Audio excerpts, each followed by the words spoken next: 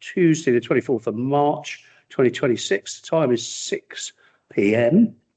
as denoted by the clock or a bell. And we move into the agenda. First item is 38825. Apologies for absence. Blackpool, Jefferson, Jeremy, Mitchell, and Barrett. Thank you very much. Item 38925, declarations of any disclosable pecuniary interest. Do we have to declare? You do, and we won't be able to discuss those two items on the agenda. So there's the small grant application from GW Stanyforth. In terms of charity commission, there's a conflict of interest, and there's to finalise the rental of the strong room and the notice board. We also can't discuss that because we won't meet the quorum without those members. So three of us. We needed more. We need three people. Yeah. Understood. Thank you. So we can defer them to full council. Yes. Yeah. Item 39025, the minutes of the last Corporate Services Committee meeting on the 16th of December. Could we agree that as a true record, please? Yep. All in favour? Thank you. Any against? Any abstentions? I've abstained all of them. Okay. Item 39125, communications report. And you're the lead on this one, I'm afraid, Alan. I think in terms of it's just a standard report, in terms of talking about the press releases since the last report, you'll see that that's listed there. There's some statistics regarding the website, the social media use, which I think we are quite proud about because we are doing exceptionally well. Our communications officer does a little bit of benchmarking with other local towns and parish councils, and we are way ahead of that. And then our other communications, the digital newsletter has been released next week. So that's something to look out for. And yeah, there's just a whole listing of items that we've been doing and publicising on our various communication channels. Thank you. Any comments from anybody on that? If not, I would just like to say it's noticeable to me, and I think we have to say these things from time to time. I think it's really noticeable in terms of how much is getting done and how well it's getting done. There's been a vast improvement from my time at this council. So big thank you go to Hazel and all those who are working with her, really. Do we all note that report? Yeah. Thank you. Report from the Internal Control Councillor to receive a report on the payments to be improved. This was due to be from Councillor Jefferson, who unfortunately isn't here. The report was contained with the notes. Are we all happy to note that report? Any comments? Thank you. 39325, to receive the listings of payments made by the RFO, Alan, since the last committee meeting. Are we happy? Are there any comments first? Could I just check? Yeah, of course. I think what we've done very differently this year, for this meeting, which we compared to previous meetings, is that typically Councillor Jefferson would have gone, we would have tabled this at a meeting, and then he would have gone through and done his review and then reported back retrospectively. This time, what he's actually done is he's gone through all the payments that are included on this report, and he's then done his report is based on the payments that appear here. So he's actually had a look at all this. He's had these listings. He's asked. His report doesn't really give credence to how much questions he asked. He asked, I think it was 15 questions regarding various payments, and he's to summarise that into his report. So he has reviewed these schedules as part of his review. Fantastic. Any further comment? I think it's really a sign of how well this council is operating that we have these audits, and thank you to everyone who takes part, including Doug. Can we approve the listing of payments? Everyone happy to do that? Thank you. 39425, third quarter financial report. Alan, there's going to be a lot of Alan tonight, I think. Sure. I think it's actually quite strange because we've had some other committee meetings where we've actually talked about more later information, the community environmental services and heritage and other events. We've actually looked at January, February information. So it's quite strange going back, but it really was a requirement that this committee recommend a quarterly report to full council. So the last quarter that's been complete is the one to December. And this report really focuses on that. What we have done is, if you just have we've generated a surplus, a year-to-date surplus of 15,334. Whenever I prepare these reports, I do have sweat quite significantly because I never know whether it's going to show a deficit or a surplus. But for this is the third quarter that's shown a surplus, so that's quite pleasing.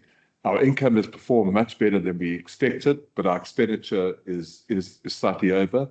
One of the challenges we have is that there's a lot of variances. So if you look at the expenditure variances, which we explain in the actual report, there's a significant number of them, and that's really just due to the nature of the council. We've had a lot of savings regarding our utilities. Changing electricity supply has been a bonus to this council because our meter readings were taken. We've now located all our meters. We do regular readings that reflects in the utilities, but there's significant savings on vegetation management contracts, which is great.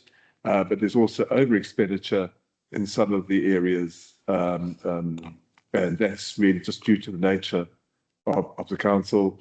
You know, we spent more money on the Christmas light switch on, for example, but then we generated more money from that, and there's a whole lot of other costs. There is a focus from the town clerk and myself in terms of reducing costs. We have had some costs that are unfortunate.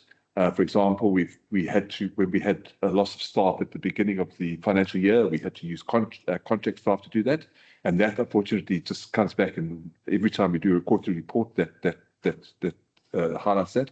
And we've also had some challenges around our vehicles. We've had to be quite strict in that. Some of our vehicles have been off the road for quite a significant period of time, and we've had to hire vehicles, but that will now stop. We are not going to permit that to happen again. But generally, it is a lot of pluses and minuses, but overall, we're still within budget. Any comments, please? Just one, I wasn't going to ask you about the variances, but thank you for answering those.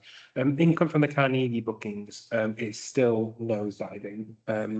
What have we been doing, or what have they, I should probably say, to increase revenue for Carnegie? I think what we found was the very first quarter of the year, it was really low. So we had that very hiatus period. So the first quarter's low, but it recovered quite significantly. I think in the last quarter, we've got quite a few ticket share events, which if those that sit in the Heritage and Events Committee will know that we've changed our pricing structure quite significantly, and that has recovered quite a bit. So I'd imagine by the end of March, the differential will actually be a lot lower than it's showing now. Okay. But it is just due to the first quarter. I think the average higher income was about £1,000. That's now recovered to £3,000 to £4,000 per quarter, per month. Sorry, in the latter part. Thank you. Thank you. Any further comments? Then we need to recommend the report to council. Could I have a proposer, please? Ron, and a seconder. I think David just got it on the nod, though. All in favour? Thank you. Unanimous. 39525, the contract update report. To receive and note the contract update report. In terms of the transparency code, which is something that it's a regulation that we have to comply with, we have to publish information on our contracts. Any expenditure about £5,000 that we've incurred, we put on this schedule. We have to indicate whether there was a where the items were tendered and where they put them to the contract with Finder's website. You'll see that we've got a lot of no's in terms of doing that. It's not because we just not complying with our procurement processes. It really has to do with the fact that we've got specialist suppliers, or we have gone out and sought and obtained 3 quotes. So, for example, on the very first one, Peninsula, we got 3 quotes that came to this committee. This committee selected that. The Carnegie roof assessment, that was a little bit of an emergency type situation. And the other items there, the utilities have come to this. We use a broker who's gone out and done the market searching for us. And then the other stuff is specialist service. Yeah. So these are all the contracts that we've entered into, and this has to go into our website. Thank you, Matt. Are you happy with the work that contractors are providing? Are we having any issues with any of them?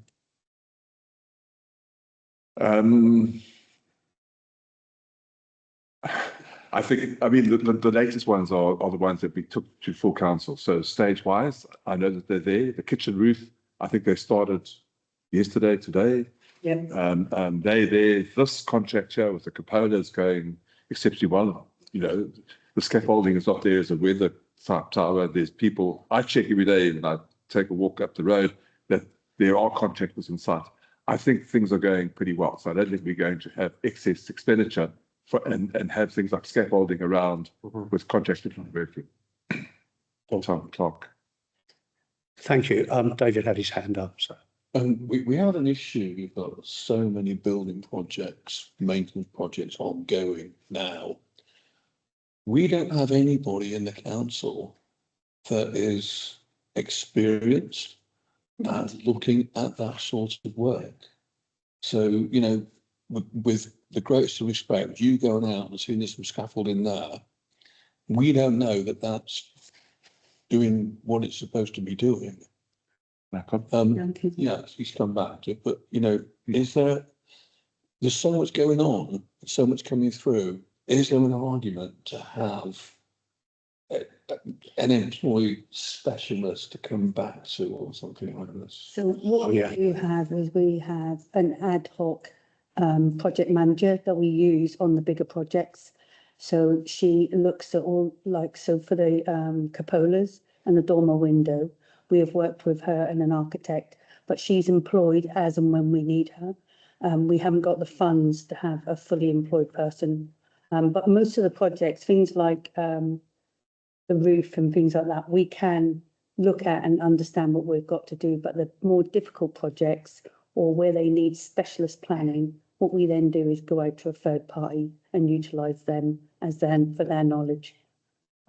If I may add, I think the cost of getting someone in permanently would be somewhere in the order of 2 of the town team, or maybe more.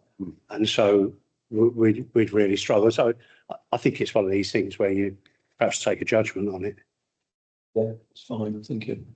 If I could just add, I think just to show the benefit, if you remember the clock tower, we sat there, that project seemed to go nowhere fast. When we employed a project manager, things started happening. You know, a year ago, things started happening. So we've learned the value of it. And I think if you in the previous region of corporate services, we actually made a decision that any project above a certain value had to have a project manager unless the committee decided otherwise. And we actually do use that philosophy as a guidance. We don't have the skills, that we don't have the capacity to project manage everything. That's fine. Okay, if you're happy with it. I think everyone happy? Yeah. I just want to ask a question, if I may. We've got the next item on this lengthy list, as David said, I think is probably the former RBL building. Are we in a position where we're putting out tenders for that already? Could we do that? Not yet. We're not ready. So what we're doing at the moment with the RBL, to give you an update, is we've just had the asbestos checked, because there's asbestos in the building. Before you do any building work now, you have to have that. Also, Alan's applied for a change of use with planning. Yes. Because we've got to have a different person in there. And we're now at the process where yesterday we had an architect go in because they need fire upgrades. Yes, And you have to use an architect to put in fire upgrades, so when it goes to planning, they can understand the technical side of it. They've got to get their drawings to us by next week.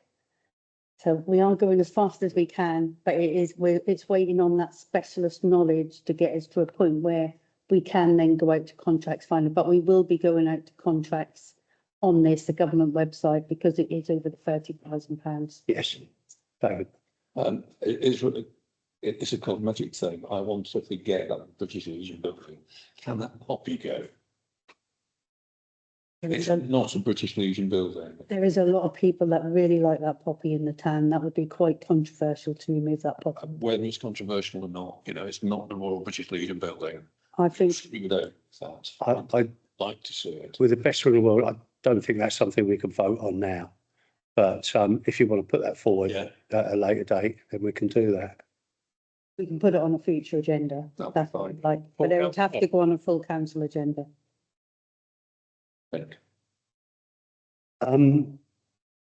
So no decision is required on that. Is everybody happy? Mhm. Good. Item 39625, progress on actions from previous meetings.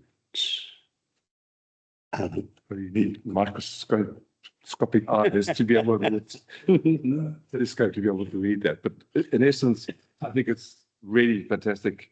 I remember 2 years ago being the committee clerk to this committee, and it used to be pages and pages. And every time we had a meeting, we just added rather than take things off. We've actually, with the help of the town clerk, driven by the town clerk, there's a lot of stuff that has come off, and we're down to 5 items, of which one is completed. So that will fall off the second one from the bottom there. But there really is very little to deal with. So it's actually reassuring that the decisions of the committee have been implemented. Thank you. Any comments? Matt, sorry, I didn't see your hand up.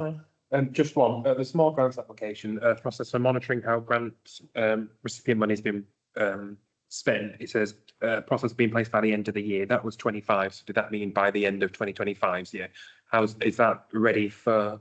Would that come to us to review as part of it? Will it be just an email sent out, or? What we've got to do is we write a report, and what we normally do is put it to full council. Okay, amazing. If you want it to go to corporate services first, we can. It's up to you, but No point looking at it twice. No. I just wondered how we were going to get it. That was all. If yeah. it's So something- we're waiting till the end of the year, and then what we do is we get our governance and comms officer to go to the people, the recipients, ask them how they spent it, and like the report we did before, you'll then get to see it, and then we can do a nice press release and everything else on how Amazing. your money has been spent, town's money.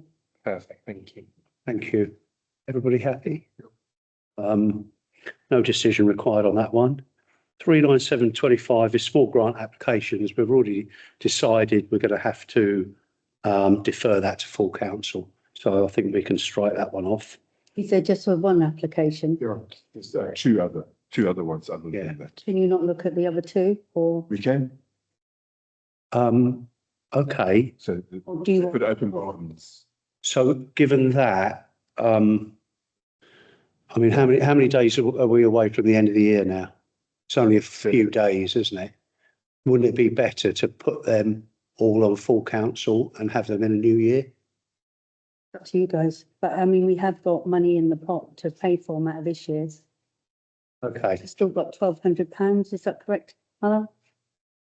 There's £1,100 available under budget. Some of the grants requested is 1,492. Okay, So right, okay, shall we, would the room prefer to look at those other two? Might as well. Yeah, okay. Yeah, okay. Then I'm gone. Yeah.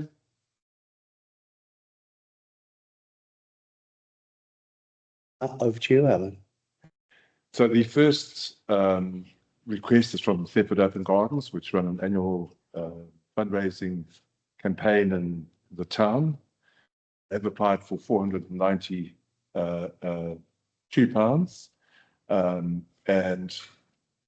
What they are trying to do this year is we are planning an anniversary fundraising concert on Sunday, the 16th of August in Ings House Gardens. The funding will support this and marketing for this year's campaign. So that's really what they're looking at. They've done a lot of work for St. Nicholas Hospice Care in the last 20 years, and that's really what they're looking at doing that this year. Comments, please, if any. Matt? Supporting, but yeah, I think Thetford Open Gardens do a phenomenal job.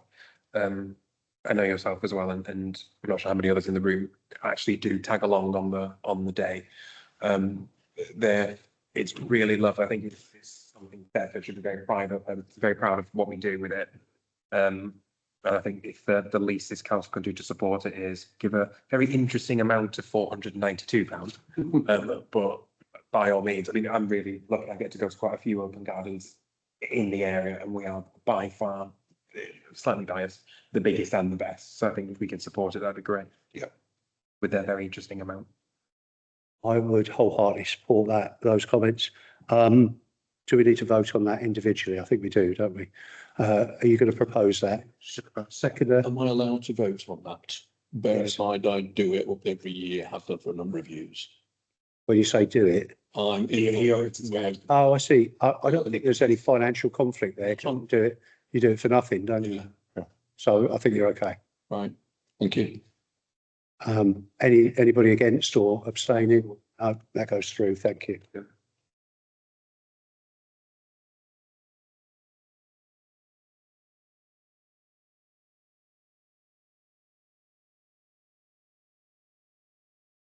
Okay. The second grant is for the Thetford players. It's in terms of funding the PASMA training. This is really just a requirement for running their shows. Previously, they've done a lot of their shows at the Carnegie.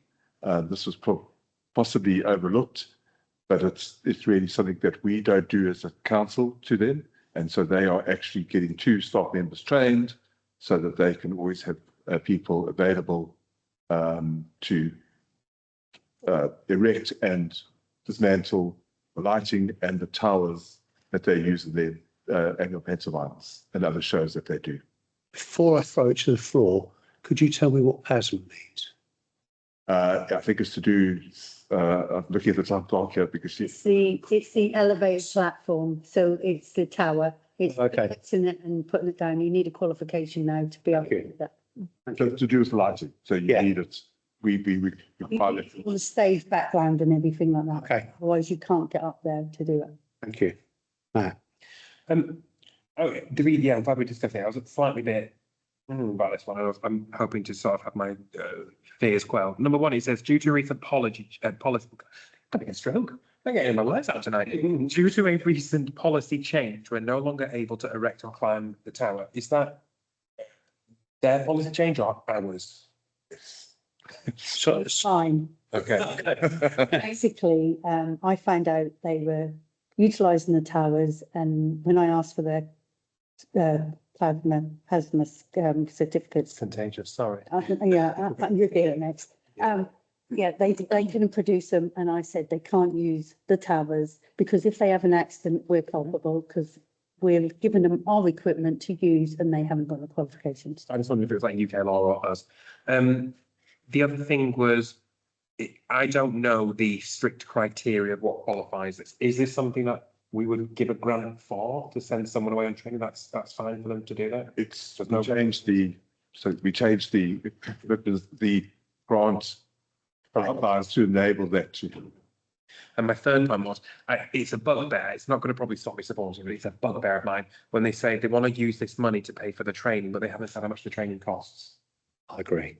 I don't like things like that. It's just an oversight. I don't think if you're going to come and ask someone, can you give us £500 to pay for our training? Is this going to be a drop in the ocean of PASMA training, or is this going to be? It's per individual. I don't know how much we paid. I'd have to look online. Can you? If PASMA is £100, I want to know what the. I need to ask them. I could check their application. I can, if you want to chat, I can really quickly Google how much PASMA costs. I mean, I don't know if I'm going to open the right thing, but. They need more than 2 staff members to go in it. That's because otherwise you've got single points of failure. 1 day PASMA course is Standard one-day hazmat tower for users course generally costs between 125 to £200 plus VAT per person. So you're looking at about 400 per person. That might be 3 people, Yeah. otherwise they've got single points of failure. Oh, But I can ask them to confirm in the grant conditions that they actually do use it only for training, and if they use it for anything else, they can. It says we will cover the extra. So by the sounds of it, the plasma training is going to cost more than the 500. They have probably got 4 people in Okay. mind, I would have thought. So that if, Said on that, oh, sorry, go on, I thought they said there's 2 people. They need 2 for each show, but that doesn't mean that they're going to have the same 2, because they could have a whole series of shows. yeah. And people. So for, oh, and up again, I'm sorry. Ron had his hand up. Sorry. Just a quick one with the upgrades to the stage and the lighting, this is going to still be relevant? it is relevant. It's not relevant to the lighting because the lighting will be on winches. So they'll be able to do the lighting that way. But with regards to putting their different parts of the staging up above eye level, then that will be relevant. Because even they're not allowed to go on ladders anymore. They have to use the towers. David. There's lots of working at height towers for users training, asthma combine, asthma on stairways, asthma for man. There's loads of courses. And it is, as Matt said, it's £120 per person. Depends what it is. Some more information I think would be rather nice, but I've not bothered. To be honest, it's a relatively small amount and I'm comfortable with it. But I would have preferred a little bit more information about the courses. David, it's not a hill I'm going to die on, but maybe for a future reference. I don't know how they can ask the money to pay for a course without saying how much that course will cost. They could have done an attachment, couldn't they? So I'm getting the feeling that we're okay with this application, this specific application, and we can pass this. But could we ask officers that in future, when people are applying for these grants and it involves this sort of cost, could we have that laid out more clearly, perhaps? I think, Thank you. I mean, just one of the general challenges we had. Previously, it used to be our policy to send out all the information to councillors, but as Freedom, GDPR, and all those requirements come in, it's actually quite difficult to send out, information. So it's really, our side is finding the balance of what information we actually do. But I will add a section onto this assessment to say, how will the money be spent? And that might be that might help the committee for next year. And we'll also follow up in terms of the conditions of just saying, please, when you sign your grant agreement, please verify that this will only be used for training. And we can add that as a Perfect. Thank you. I think it gives us as a committee better oversight that way. So we need a proposer for this application, please. David, and a seconder. Ron, all in favour? Carried unanimously. Item 39825, rent to a strong room from GW Stanforth Charity. There are 3 people on here who are part of Stanforth Trust. We're not quorum otherwise, so I'm going to have to defer that to full council. Thank you. Item. Can I make a really quick point on that? The few ways do. Is there any point ever bringing anything of Stanforth to corporate services? I know we may have to wait until we get after May and looking at how the structure looks, in case someone comes off, it comes off for the last of our final year. But if we have full committee attendance, we'd probably be okay. Yeah, I'm looking at it here. We've got councillors Jefferson, Jeremy, Mitchell, and Wood, none of whom are on Stanforth Trust. So that's 4. So we could. We do have. We could. I mean, it's in practical terms, it's unlikely, but we could potentially be quorum. I don't know if that changes you. No, I'm fine if that's the case. I just thought, because even if Annie came today, she's on Stanforth with us. So that's 4 of us automatically can never do it. Doug and Adam aren't, Annie. So I know. I think the chances are you're not going to be call it because the chances of Councillor Jeremy turning up are slim. Yeah. So that sort of doesn't. That just relies on Doug and Adam and yourself. Yeah, and that's not enough. That's not enough. So do you think maybe there's a rule we should just anything Stanforth goes to full council? Otherwise, it's going to be delayed. It's going to come here. We can't do it. We move it to full council when it could actually just go straight. You lost time. Can we propose that as a motion under this agenda item? No, it'll be, unfortunately, it has to be in the agenda. Yeah, that's what I was kind of thinking, but I think that's one for the future, isn't it? That's fine. We're changing the terms of reference for the different committees anyway, as part of the May agenda, which we Yeah. always do. So we'll just put it in there. Alan and I will look at it and put it in there, and then you can agree it in your May agenda, Mayor Making. Thanks, Matt. Item 39925, assertion 10, compliance. To review and discuss the framework with the Able Council to demonstrate compliance with AGAR assertion 10. Sonia. So as council are aware, most of you attended the assertion 10 training. So you're aware of the what is asked of you. Basically, it's a consolidated data protection governance framework so that the council can clearly demonstrate compliance with the new AGAR assertion 10, which is a box which has got to be on the bottom, and councillors have to tick that and agree that they understand it. This requires councils to have appropriate organisational and technical measures in place for data protection under UK GDPR and data protection law. So the framework, what we've put together, brings together the data protection policy, retention and disposal policy, and shows where our data is held and gives you a snapshot of where it is and a mapping system of where that data is. It also gives you a record of the process and activities and the various privacy notices that we have to have on our website by law. Thank you. Any comments from the floor? That being the case, we need to adopt the framework. Could I have a proposer, please? Yeah. David, seconder, Matt, all in favour? Carried. Thank you. Now, the next item, 425, is the one I have sort of some strong views on. Property agent fees, to review and revise the current use of property agents to manage rental properties. Again, I'll pass it over to you, Sonia.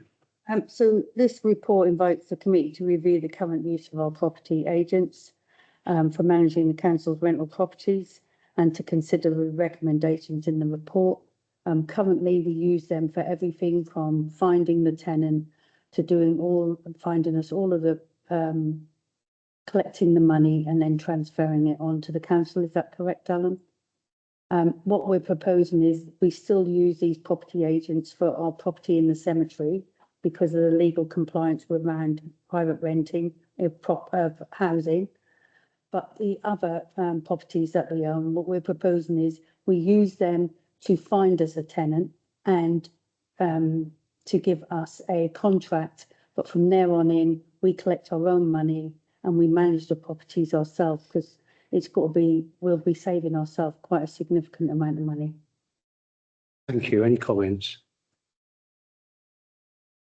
So what I'm going to add, I'm very much in favour of this. I don't see why we're paying people to send out a bill every month at quite large numbers.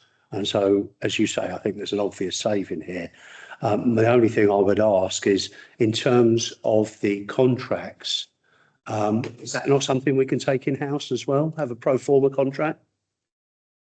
So what we do is, I've done a fair amount of work in terms of getting a standard lease agreement, because very embarrassingly, if you look at Shambles 1 to 4, they've all got different lease agreements. So what we've done is we've standardized all our lease agreements, got all the standard clauses in. I had a meeting with the Breckland commercial property manager who told me the type of things that they recover and what they include or exclude. And so that's in place. So we would normally do those contracts. We would get the solicitors in. All they would do is just liaise between ourselves and the tenant. We would send the contract to them. They would then send it to the tenant. So we're just bypassing that. So that is happening. That won't change because we still have to be responsible for the lease agreements. Yes. But it's just the process of doing it. And then we will develop a system of property charges. We're not able to do that now. Yeah. But we'll when we renew the leases for 2 and 3, for example, and 4, we will then move to standardized leases to start recovering some of the management fees that we are legally entitled to. Then but we haven't been doing so up to date.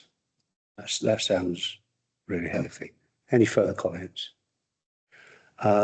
We need to approve this. Could I have a proposer, please? That's proposer is Matt Stirrup, seconder is Ron Wood. All in favour?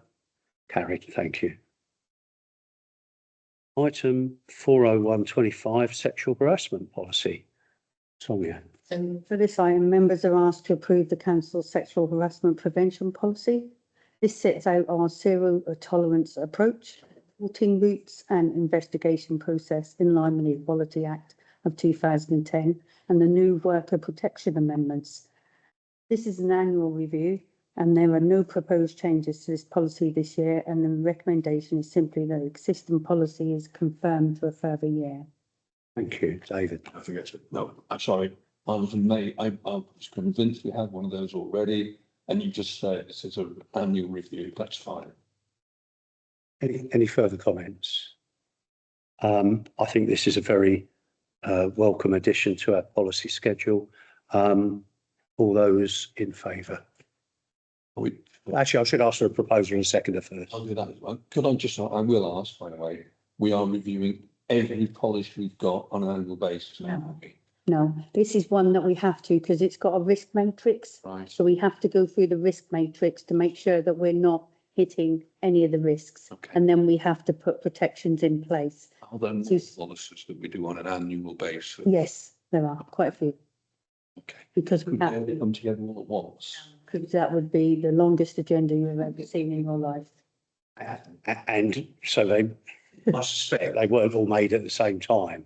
I try and put them out throughout the year because otherwise your agenda would be so policy heavy, you wouldn't be able to read it all. That would be too much. That's fine. Thank you. And by doing that, and I'm sort of surmising here, that would mean that it wouldn't get the scrutiny it probably deserves. Exactly, I wouldn't have time. Great, sorry.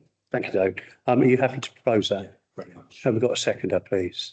Thank you, Matt. All in favour? Carried. 402.25, similarly, hot work policy. Got to confess, I know nothing about this. This is the Community Environmental Services Manager has asked me to put this report. It's usually welded. Yeah, it sets out arrangements to ensure safe management of hot work activities such as welding or using a grinder wheel for consideration and approval by the committee. Any comments? Do I have a proposer, please? Thank you, Ron. Seconder, David. All in favour? Sorry, hand up. I think this is one that I am surprised we haven't had a policy up to now. I think we have had a previous policy. This is just a review. Could you make your comments before the vote, please? Yeah, okay, all right. This is not a new policy. 403.25, flexible working policy. Receiving and discuss the proposed flexible working policy. Oh, yeah. And this item brings forward a proposed flexible working policy outlining the council's approach to flexible working requests and arrangements for members to review and approve. As you can see, we've just done some updates on this one. So there are a few changes which have got track changes.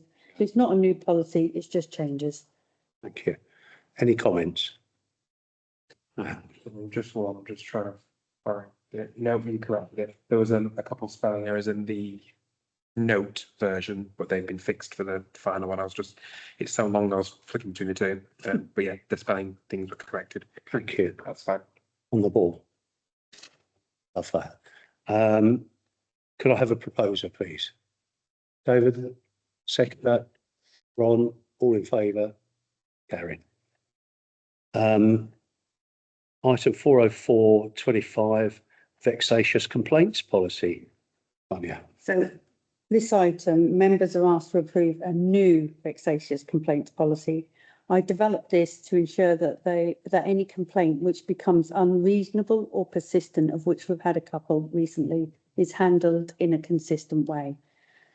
Following a clear, structured process, the policy is intended to protect staff and councillors while still safeguarding the council's commitment to a fair and accessible complaints procedure.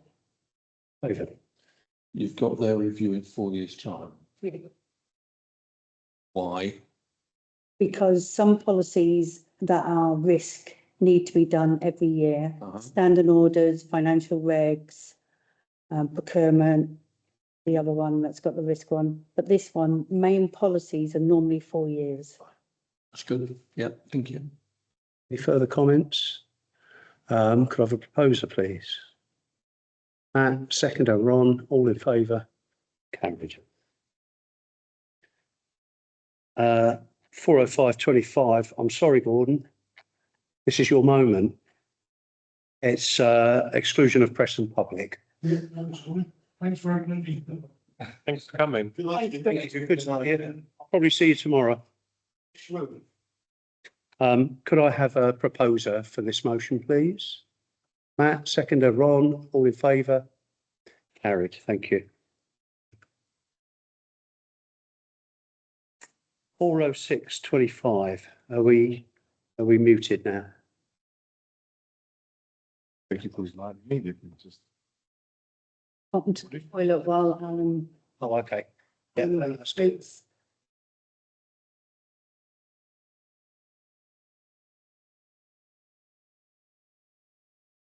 Recording.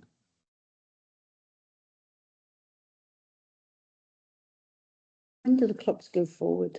Next. Sunday. This Sunday, come.